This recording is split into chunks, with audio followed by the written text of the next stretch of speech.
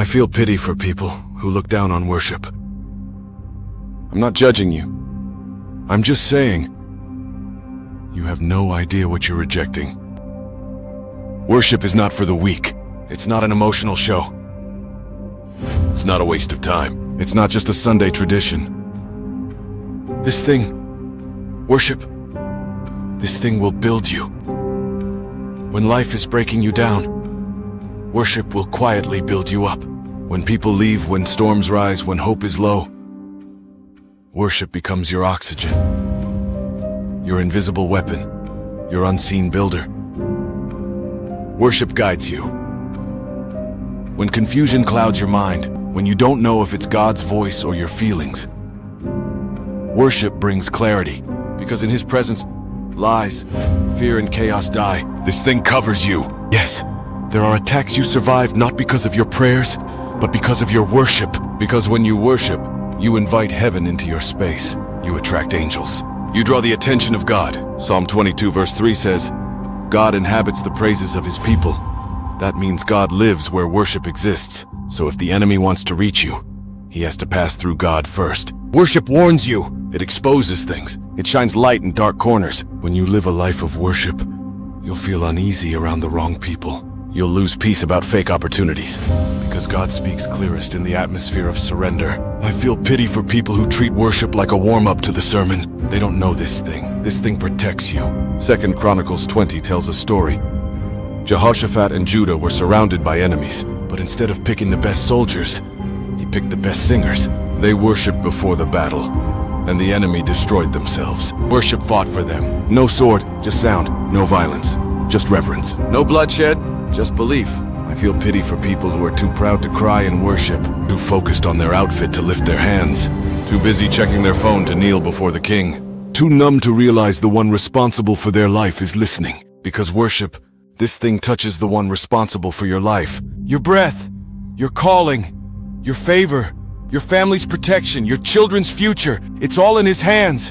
And worship reminds you that you're still in His plan. Luke 7 verse 37 tells us about a woman.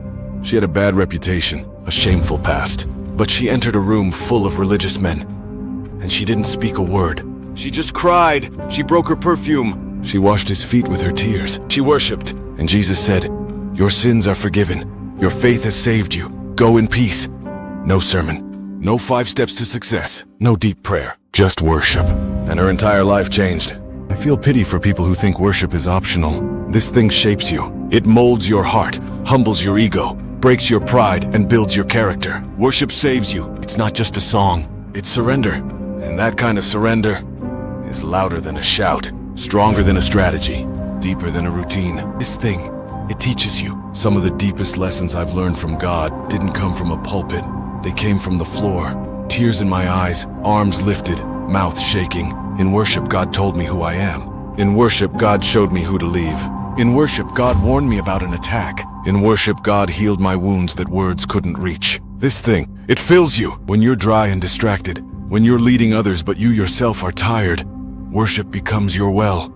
And this thing, it grooms you. It teaches you to be still. It trains you to listen. It matures your spirit and silences your flesh. I feel pity for people who try to fake spiritual power without worship. You can preach without God. You can sing without God. You can serve in church and still be disconnected. But you cannot worship and stay the same. True worship exposes you. Then it heals you. Then it changes you. So today, if you've been dry, distracted, disconnected, don't chase more information. Don't just wait for another confirmation. Return to worship. Cry again. Lift your hands again. Kneel again. Sing when it makes no sense. Praise when your heart is heavy. Because worship will do for you what nothing else can. Closing prayer. Father, forgive us for every time we treated worship as a ritual instead of a relationship. Break our pride. Soften our hearts. Fill our mouths with praise, even when we're tired, even when we're grieving, even when we don't understand. Teach us to worship. May worship open doors no man can shut. May it protect our families. May it restore our peace. May it touch your heart. We don't just want more stuff. We want more of you.